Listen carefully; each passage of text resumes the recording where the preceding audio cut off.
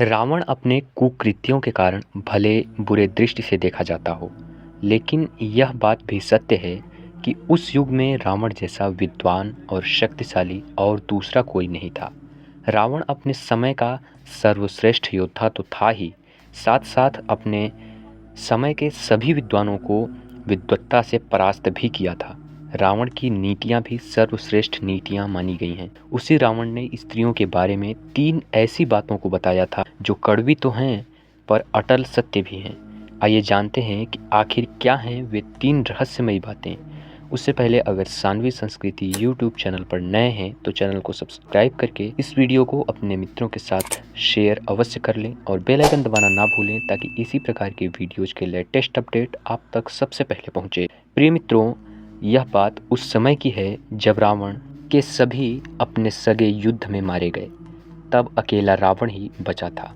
हालांकि रावण अकेले भले ही था, लेकिन उसे परास्त करना इतना आसान नहीं था। रावण ने भगवान श्री राम से दुष्कर युद्ध किया, लेकिन कहते हैं ना कि अधर्म सबसे पहले अपने कर्ता का ही नाश करता है। सो यही रावण के साथ भी हुआ। परिणाम स्वरूप त्रैलोक विजयी रावण भगवान राम के अमोघ बाणों से सूखे पत्तों की तरह धरती पर आ गिरा।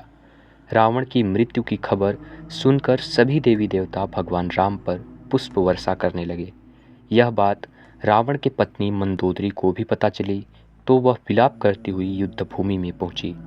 मंदोदरी विलाप करते हुए कहने लगी, हे नाथ, आप तो त्रिलोक विजयी थे।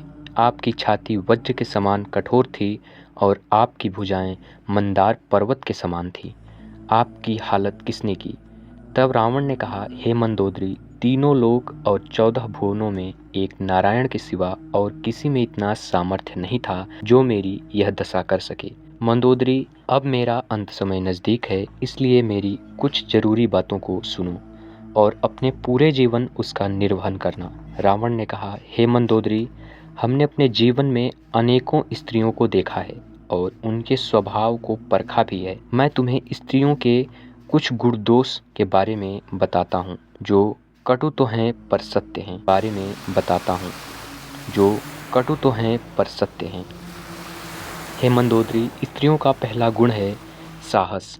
स्त्रियों में साहस की अधिकता होती है। वो अपने परिवार की रक्षा की बात आने पर किसी भी हद तक जा सकती हैं। हालांकि उनका साहस ही कभी कभी उन्हें खतरे में पहुंचा देता है और वे अपने साहस के कारण कभी कभी गलत कार्यों में लिप्त हो जाती हैं, जो उनके नाश का कारण बन सकता है। स्त्रियों का दूसरा गुण है मिठास, अर्थात स्त्रियां ही प्रकृति की वो प्राणी हैं जिन्हें परिवार से अगर कभी क्रोध और तिरस्कार भी मिले, फिर भी वह इन सभी अपमान को सहकर बदले में अपने परिवार को स्नेह और प्रेम प्रदान करती हैं। स्त्रियों का यह गुण सर्वोत्तम है। स्त्रियां इस गुण से बिखरे हुए परिवार को एक रस बना सकती हैं। हे मंदोदरी, स्त्रियों का तीसरा गुण यह है कि वह डरपोक होती हैं। हालांकि ऐसा नहीं है कि स्त्रियों में साहस नहीं होता। स्त्रियों में बाहरी साहस की कोई कमी नहीं होती, लेकिन अंदर मन से वे कमज़ोर होती हैं। हे महारानी, इन 3 बातों से किसी भी स्त्री को परखा जा सकता है। मैंने जैसा कि तुम्हें बताया कि स्त्रियां साहसी और डरपोक भी होती हैं।